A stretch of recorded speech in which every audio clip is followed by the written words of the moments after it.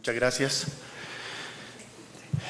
Este es un tema interesante y básicamente lo que pretendo traer a ustedes probablemente podría mirarse desde el punto de vista práctico como el más sencillo, pero en realidad es lo que vemos en el día práctico. En la unidad coronaria recibo aproximadamente por mes entre 60 y 90 pacientes con infarto agudo de miocardio y tengo la oportunidad de ver cosas relacionadas con el infarto y errores en la práctica clínica. Y hay dos cosas que son importantes para que eso no ocurra. Primero, el buen clínico se acompaña de una adecuada observación clínica. Si no la hay, va a haber errores clínicos.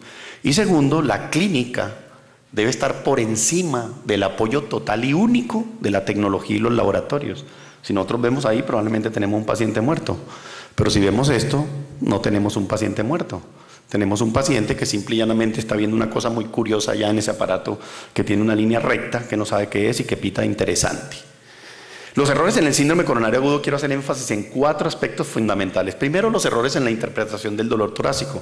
El doctor Temístocles me dio un avance importante en ese sentido para específicamente mirar lo que tiene que ver con el diagnóstico diferencial que no vamos a mencionar. Segundo, los errores en la interpretación del electrocardiograma. Ríanse la cantidad de errores de interpretación por no conocer la consecuencia o la cascada isquémica para utilizar y aprovechar el electrocardiograma. Tercero, los errores en la interpretación de los biomarcadores, es súper frecuente. Y cuarto, los errores en la formulación de los anticoagulantes y antiagregantes. En el enfoque paciente con síndrome coronario agudo en urgencias, lo primero que viene es con un dolor torácico y se hace una impresión diagnóstica que puede ser o no un síndrome coronario agudo. Se le toma un electrocardiograma que puede tener o elevación del segmento ST o cualquier otro electro, normal o con cualquier cambio, y simple y llanamente lo que determina es la elevación de los biomarcadores positivo o negativo y un cuadro clínico que se correlacione con él, y se hace el manejo del síndrome coronario agudo. De tal forma de que lo primero que se encuentra es el dolor torácico como un problema. 5 al 20% del motivo de consulta en la mayoría de los hospitales. En la Clínica Chayo es el primer motivo de consulta en el servicio de urgencias, porque no es una institución cardiovascular y por lo tanto la gente consulta ya creciendo que tiene infarto. En el 50% de los casos se orienta a síndrome coronario agudo, pero más de la mitad de ellos, apenas la mitad, se alcanza a confirmar que tiene ese diagnóstico. Muchos de los ingresos al hospital son de dolor torácico que podrían evitarse. O sea, uno se les va la mano y otros se devuelven. Y 2 al 10% de los que son dados de alta por dolor torácico, erróneamente no son interpretados como síndrome coronario agudo y representan no solamente una mayor mortalidad, sino un foco importantísimo de demandas médico-legales en los servicios de urgencia. Este es el enfoque del dolor torácico que ya vieron, pero es muy importante sobre la característica. 4, ¿qué característica tiene? El inicio y duración, localización y radiación, qué lo empeora, qué lo mejora, y los síntomas disautonómicos. Y también aprender que existen los famosos y denominados dolores atípicos, que los cuales cuando se falla en reconocer que ese dolor atípico es coronario, se retrasa prácticamente toda la intervención del paciente, incluso hasta 2 horas, y está asociado con mayor mortalidad. La no identificación de un dolor torácico atípico en un paciente con síndrome coronario agudo. ¿Qué se le pregunta? ¿Qué siente? 2, ¿cuándo comenzó? Es muy importante. 3, ¿en qué parte lo siente y dónde se irradia? 4, ¿cómo ha evolucionado? ¿Cómo ha evolucionado quiere decir si es intermitente o constante? ¿Con qué se modifica y con qué síntomas se asocia? Si yo hago esas 5 o 6 preguntas, muy seguramente me voy a equivocar mucho menos en la característica del dolor, porque estos son los que son sugestivos. Dolor opresivo difuso o algunas veces de tipo ardor. Siempre la duración es mayor de 2 a 5 minutos, por lo menos hasta 20, y después de 20 debo pensar que tiene un síndrome coronario agudo, tipo infarto, que después de 20 minutos se está infartando la persona si el dolor es continuo. Es gradual e increciendo, tiene una característica que empieza lento y coge una intensidad marcada y no súbito. Uy, como el paciente que dice, uy, se tuerce y va para el del médico. Es retroesternal. No se acompaña frecuentemente de hipersensibilidad, pero el 20% tienen hipersensibilidad torácica. Por eso descartar la costocondritis de Tietz no quiere decir que no tenga síndrome coronario agudo. Ya veo que el doctor Temístocles lo mencionó. Que sea reproducible, o sea, no uno solo. La mayoría de las veces se ha aparecido varias veces en característica y usualmente viene acompañado de síntomas disautonómicos. Todo lo contrario a las características de un dolor que sea menos sugestivo de ser coronario. Los factores de riesgo para que se desarrollen, los atípicos, son todos estos. Generalmente son mujeres, ancianos o pacientes diabéticos. Y no olviden también los pacientes con condiciones demenciales, que no dan una información muy importante de las características del dolor torácico. Síntomas atípicos, aquellos que tienen que ver con lo gastrointestinal o un dolor de tipo disnea que tiene las mismas características de la angina, increciendo, decreciendo, que desaparece y que se asocia con algunos factores que desencadenan angina. El infarto agudo de miocardio sin dolor torácico aumenta el riesgo de muerte dramáticamente, y los hay. Recuerden ustedes que hay un porcentaje nada despreciable de pacientes que pueden tener infarto sin presencia clara de dolor. Se acompañan de hipotensión súbita, generalmente pacientes de edad avanzada, manifestaciones de falla cardíaca, pero casi siempre tienen cambios electrocardiográficos, y todo esto puede hacer retardar la presentación a urgencias, inclusive la presentación del paciente a una intervención temprana. Estos parámetros podrían ayudarnos a orientarnos, pero en la realidad de la práctica, el acucioso interrogatorio al paciente sobre las características es lo que más mejora la sensibilidad diagnóstica del paciente. El diagnóstico clínico de síndrome coronario agudo es clínico y lo debe hacer el clínico. ¿Qué importancia tiene el reconocimiento de un paciente con angina inestable? ¿Y a qué voy? Porque la mayoría de las personas se están fundamentando en la toma de decisiones en la troponina. Entonces yo los llamo los troponinoadictos, porque no deciden nada si no tienen una troponina. Resulta que el 5 al 17% de los pacientes que sufren infarto dentro de una semana después de la admisión hospitalaria tenían una angina inestable, y obviamente eso no tienen troponina positiva, porque si no serían infarto. Y 3 al 15% de esos pacientes mueren dentro de un año. Por lo tanto, es muy importante la estratificación de riesgo. Tengo un dolor de características sugestivas y debo estratificar ese riesgo para tomar decisiones. Me da información pronóstica, determina el tratamiento y el nivel de intervención, incluso con la urgencia que lo debo hacer, ayuda a descongestionar los servicios de urgencias, porque un paciente con un TIMI-score muy bajo o un GRACE muy bajo, con un dolor atípico, me ayuda a descongestionar el servicio de urgencia y lo puedo enviar a que en 24 o 48 horas se haga una prueba de esfuerzo. La estratificación de riesgo debería ser consecutiva al ingreso. Y no solamente cuando ingresó, la debo hacer otra vez a las 6 horas u 8 horas, vuelvo y estratifico el riesgo de mi paciente incluso a la alta hospitalaria, porque si voy a dar de alta a un paciente con alto riesgo, pues obviamente voy a tener problemas tempranos. Este es el TIMI-score, muy práctico, se usa mucho en Estados Unidos, le da un puntaje a cada uno de nuestros parámetros y por encima de 3, mayor o igual a 3, es un paciente de riesgo intermedio a alto. Quiere decir que si yo tengo un dolor sugestivo con un TIMI-score por encima de 3, no importa si en este no está la troponina positiva, porque ahí está en el TIMI-score, ese paciente es de alto riesgo y debe ingresar a un estudio de una unidad de dolor torácico para descartar un infarto. Y el GRACE, ¿por qué es importante? Porque nosotros, Colombia participó en el GRACE, hay pacientes colombianos, de tal forma que el GRACE es aplicable a nuestros pacientes, y por lo tanto tener un GRACE elevado nos permite decir, primero, que el paciente debe ingresar a una unidad de cuidado coronario, y segundo, que debe tener una intervención en las próximas 24 horas, porque eso es el que ha demostrado una reducción de la mortalidad, como claramente se ha documentado en los pacientes con un TIMI-score de riesgo elevado. Entonces, importante, reconocimiento fundamental del dolor torácico y su consecuente estratificación de riesgo. Errores en la interpretación del electrocardiograma, que es el paso que sigue.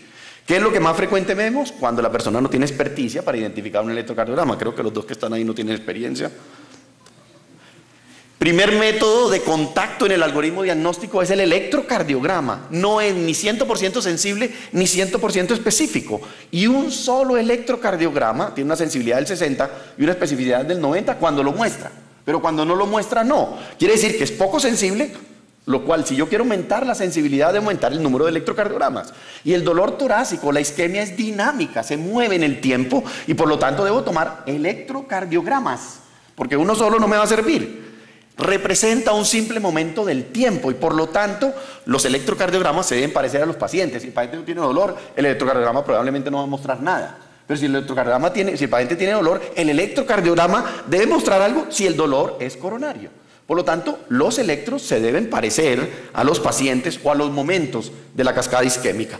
El electrocardiograma normal no excluye síndrome coronario agudo. De ellos se encontró que entre el 1 al 6% se comprobó que tenían infarto agudo de miocardio y 4% tenían angina inestable, por lo tanto no se la crean entera del electrocardiograma con normal. Elevación del ST no tiene discusión, paciente con dolor torácico puede tener esto o esto. Miramos cuál es la duración del dolor, si es de más de 20 o 30 minutos o son muy consecutivos, debo esperar que los biomarcadores estén positivos, porque uno exprime corazón y saca jugo de corazón, y el jugo de corazón es la troponina. Y si yo estripo el corazón, debe salir jugo de corazón, siempre y cuando lo estripe el tiempo suficiente para que salga.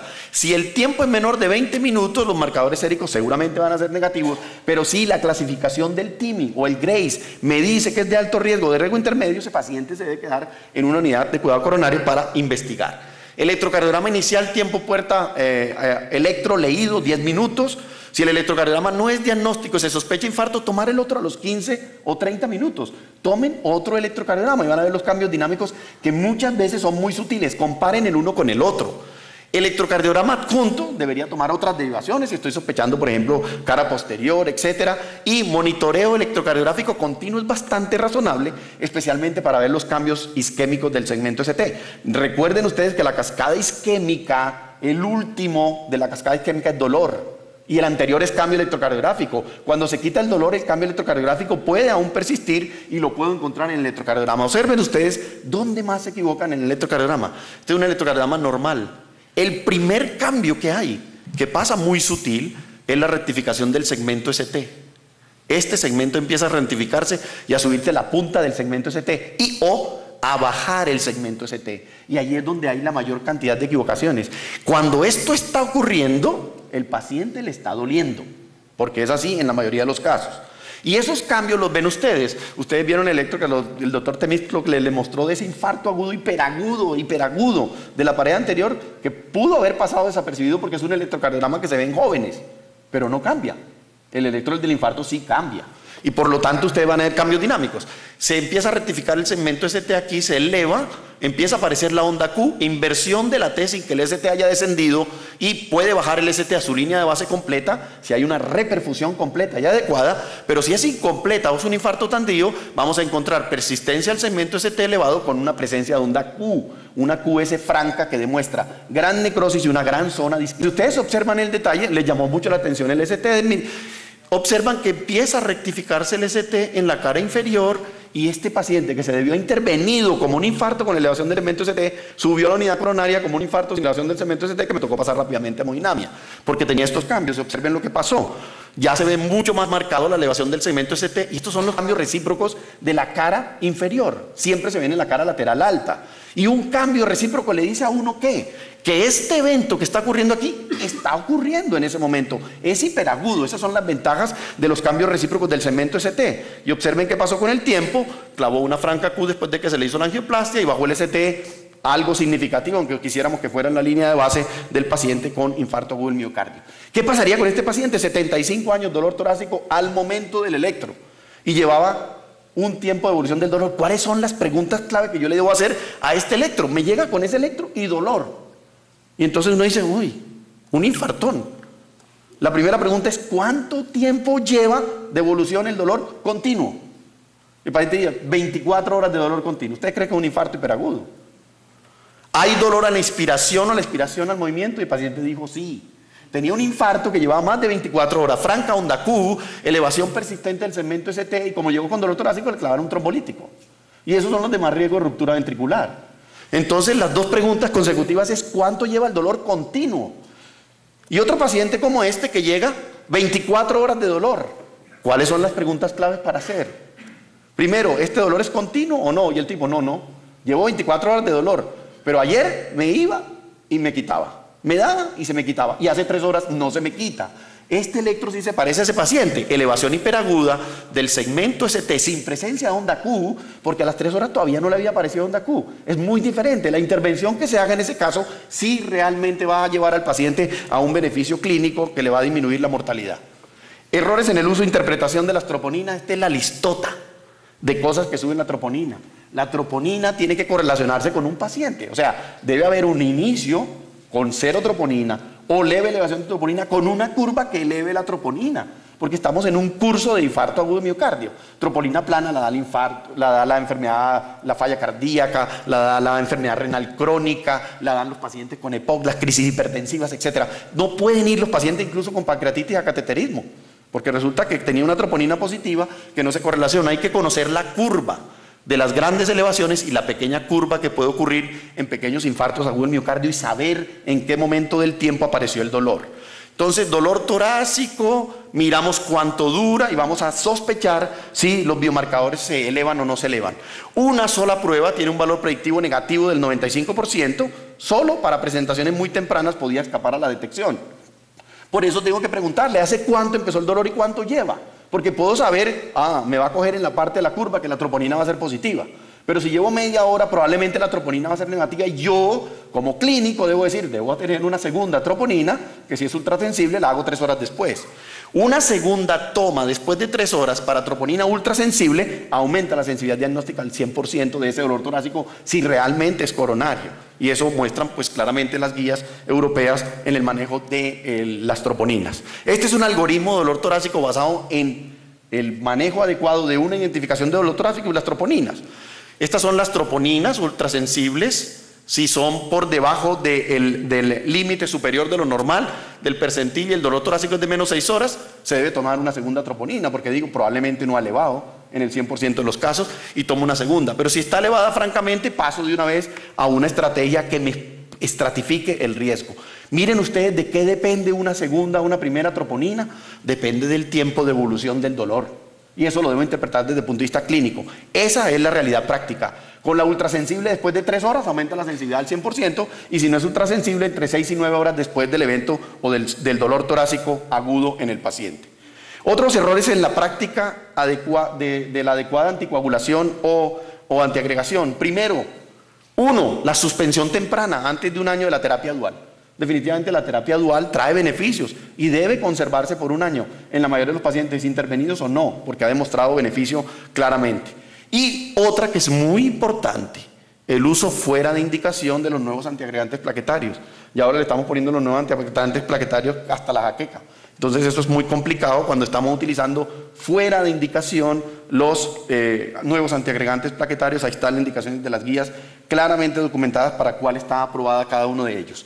Y uno que con mucha frecuencia vemos que ha aumentado el riesgo de sangrado, y sangrado en síndrome coronario agudo es igual a mortalidad, es el no ajuste adecuado de los anticoagulantes en pacientes con disfunción renal. Debe ajustarse enoxaparina y fondaparinox, deben tener una reducción de 1 miligramo por kilo una vez al día, si la depuración de creatinina está por debajo de 30, y también se debe ajustar la dosis, o está contraindicado incluso el fondaparinox en pacientes con una depuración de creatinina que esté por debajo de 20. Es muy importante porque muchos de los sangrados asociados a síndrome coronario agudo están en la mala anticoagulación, y debe ser por kilo de peso exacto. No debe ser aproximado. La aproximación hacia arriba del 10% de enoxaparina o hacia abajo del 10% se acompañó de eventos coronarios. Eso está también analizado. Y la suspensión, descontinuación o entrecruzamiento de los anticoagulantes en síndrome coronario agudo empiezan con heparina, después lo pasan a enoxaparina, después lo pasan a fondaparinox. Eso aumenta el riesgo de sangrado y está claramente contraindicado utilizarlo en nuestros pacientes. Muchísimas gracias.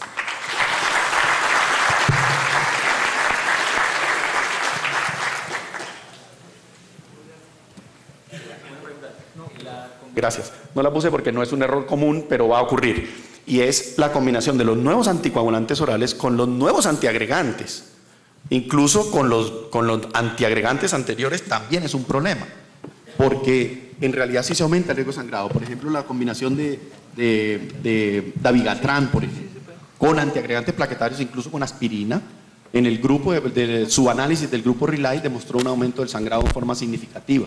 O sea, en la medida en que uno pueda no tener que utilizarlo sería el ideal. El problema es que si el paciente tiene un síndrome coronario agudo, no existe evidencia que la asociación con dabigatran en ese paciente, así tenga indicación de anticoagulación, se le deba poner. Debe utilizarse la warfarina en ese grupo de pacientes. O sea, deben ir a warfarina hasta que tengamos mejor evidencia de que pueda cambiarse esa situación. 1 año después, que el paciente esté estable con enfermedad coronaria, podría retomar la utilización, por ejemplo, de los nuevos anticoagulantes en fibrilación auricular, pero mientras tanto no, porque se aumenta el riesgo de sangrado significativamente. Están los datos de la PRICE-2, etcétera, que tuvimos oportunidad de participar y nos tocó parar el estudio por el aumento del riesgo de sangrado en la combinación de los nuevos anticoagulantes en pacientes con síndrome coronario de alto riesgo. Doctor Gómez, una cortico. Llega a urgencias, cuadro clínico muy sugestivo de síndrome coronario agudo, le toma un electrocardiograma y le encuentra un bloqueo completo de rama izquierda. ¿Qué hacer? Cortico, ¿no? Esas son de las consideraciones especiales. Bloqueo completo de rama izquierda en presencia de dolor. Si tiene hemodinamia, páselo a hemodinamia. Si no tiene hemodinamia, trombolícelo.